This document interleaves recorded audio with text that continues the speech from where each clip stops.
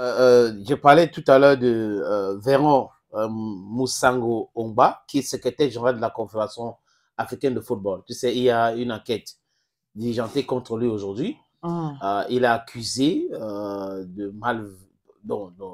de ne pas respecter l'éthique, des règles et les statuts de la Confédération africaine de football. Lui, il a fait une sortie sur X, ancien Twitter, où il disait que c'est l'acharnement pour rien et que les accusations ne sont pas documentées.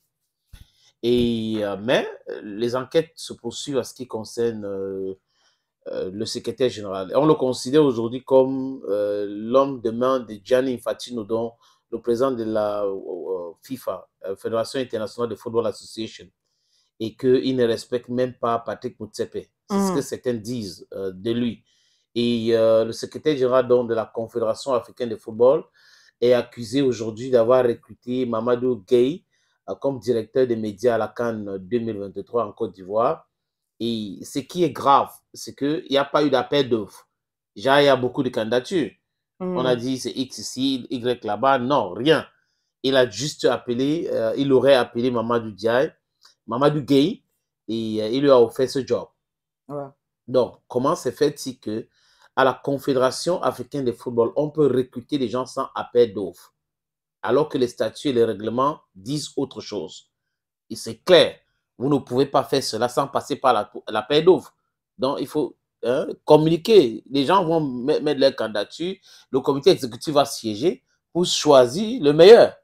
Mais toi, tu t'élèves en tant que secrétaire général, tu recrutes simplement Mamadou Gueye comme directeur des médias lors de la CAN 2023 en Côte d'Ivoire.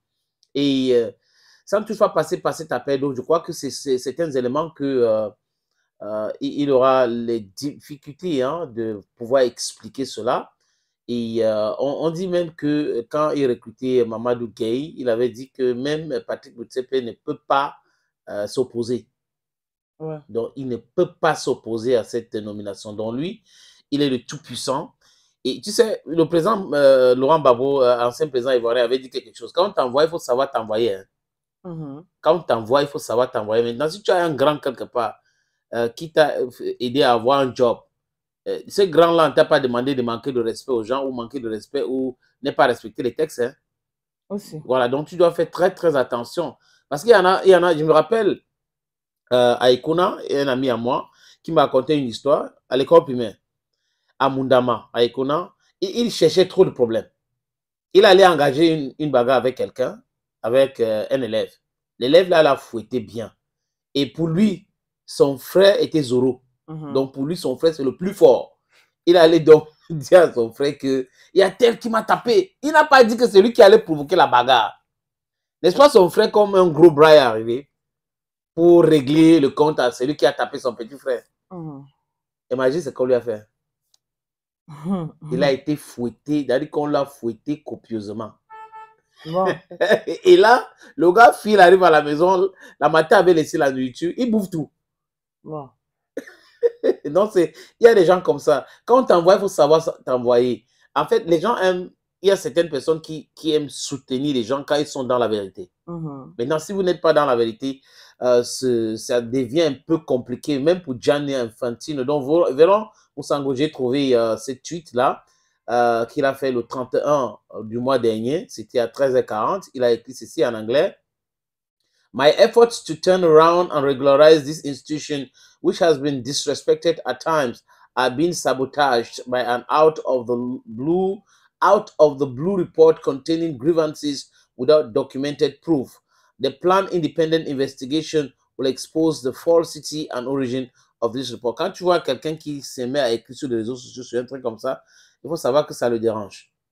Oui, ça veut dire que lui-même, il est perturbé par cette histoire. Et il y a beaucoup de personnes qui pensent aujourd'hui que sa démission est en plein téléchargement. Rappelle-toi de ce qui s'est passé aussi avec Samuel. Ouais. Oui, il serait aussi derrière, avec une J-Tap aussi qui était allé à la CAN en disant qu'on lui avait interdit ceci, on l'a insulté et tout. Et il était toujours derrière en train de dire oui, arrêtez ça, en fait, si, c'est nous et tout. Et aujourd'hui, c'est un peu compliqué pour lui. Il pense que c'est du sabotage. Mais ce qui si c'est le sabotage, ça veut dire que les gens ont trouvé un élément. Il les a donné quelques éléments pour pouvoir le clouer maintenant au sol. C'est de ça qu'il est question. Donc, on espère que il va s'en sortir, mais si ça ne sort pas, il sera remplacé purement et simplement par quelqu'un d'autre.